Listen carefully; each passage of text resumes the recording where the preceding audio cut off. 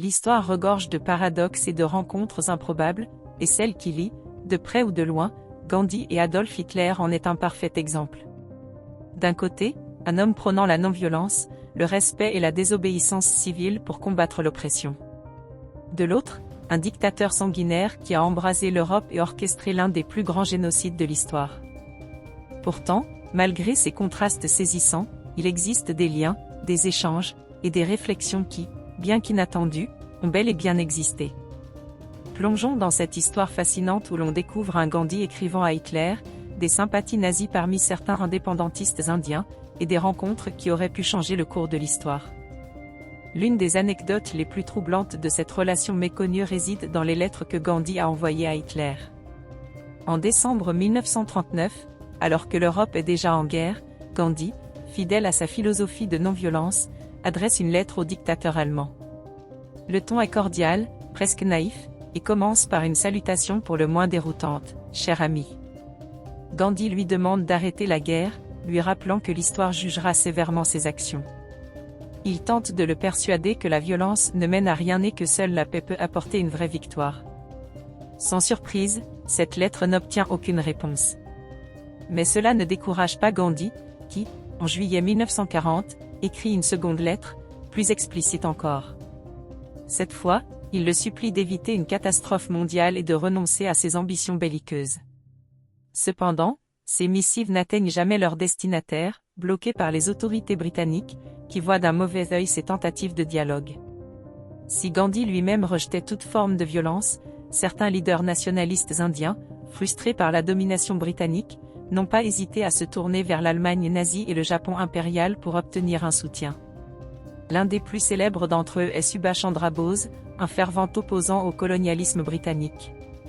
En 1941, il s'évade d'Inde et se rend en Allemagne, où il est accueilli par les autorités nazies. Il y rencontre des hauts responsables du régime, espérant obtenir un appui militaire pour libérer l'Inde du joug britannique. Bose parvient même à créer une légion indienne, une unité composée de soldats indiens capturés par les Allemands en Afrique du Nord. Cette troupe, destinée à combattre aux côtés de la Wehrmacht, reste cependant anecdotique et ne joue aucun rôle décisif dans le conflit. En 1943, Bose quitte l'Allemagne pour rejoindre le Japon, où il prend la tête de l'armée nationale indienne, un mouvement militaire collaborant avec l'Axe contre les Britanniques. Dès les années 1930, Gandhi est conscient du danger que représente Hitler. Cependant, fidèle à ses principes, il refuse d'appeler à une guerre contre le nazisme. Pour lui, la violence, qu'elle soit défensive ou offensive, ne peut être une solution. Il recommande plutôt une résistance passive, une désobéissance civile à grande échelle, même face à un ennemi aussi brutal que l'Allemagne hitlérienne. Cette posture lui vaut de nombreuses critiques, notamment en Grande-Bretagne, où on l'accuse de naïveté.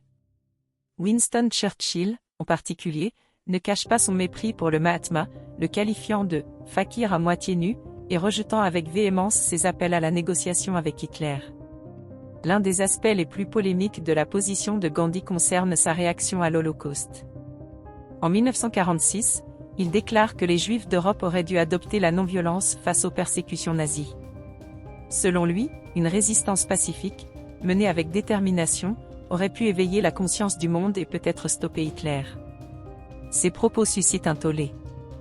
De nombreux survivants de la Shoah jugent cette vision totalement irréaliste, voire insultante.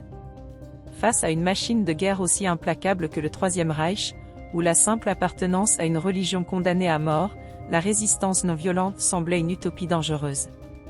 L'étonnant dialogue indirect entre Gandhi et Hitler illustre parfaitement le choc entre deux visions du monde radicalement opposées.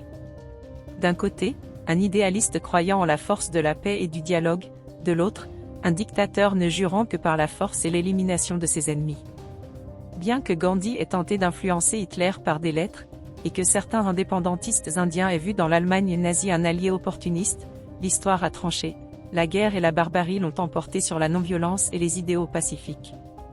Si cette relation complexe et indirecte nous enseigne quelque chose, c'est que les luttes pour la liberté et la justice sont souvent confrontées à des choix difficiles.